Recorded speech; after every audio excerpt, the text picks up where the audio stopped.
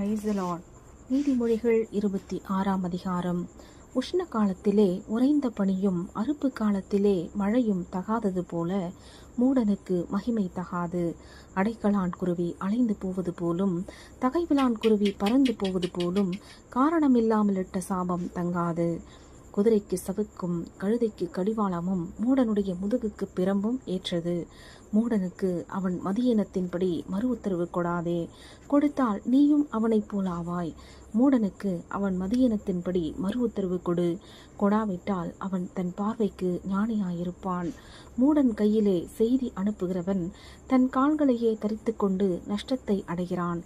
நொண்டியின் கால்கள் குந்தி குந்தி நடக்கும், அப்படியே மூடரின் வாயிலுள்ள ஊமை சொல்லும் குந்தும்.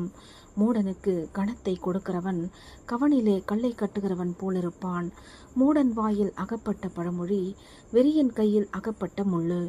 பிளத்தவன் அனைவரையும் நோக பண்ணி மூடனையும் வேலை கொள்ளுகிறான், மீறி நடக்கிறவர்களையும் வேலை கொள்ளுகிறான்.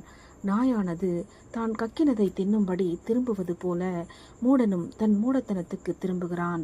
தன் பார்வைக்கு ஞானியாயிருப்பவனை கண்டாயானால் அவனை பார்க்கிலும் மூடனை குறித்து அதிக நம்பிக்கையாயிருக்கலாம். வழியிலே சிங்கம் இருக்கும், நடுவீதியிலே சிங்கம் இருக்கும் என்று சோம்பேறி சொல்லுவான். கதவு கீழ்மூலையில் ஆடுகிறது போல சோம்பேறியும் படுக்கையில் ஆடிக்கொண்டிருக்கிறான். சோம்பேறி தன் கையை களத்திலே வைத்து அதை தன் வாய்க்கு திரும்ப எடுக்க வருத்தப்படுகிறான்.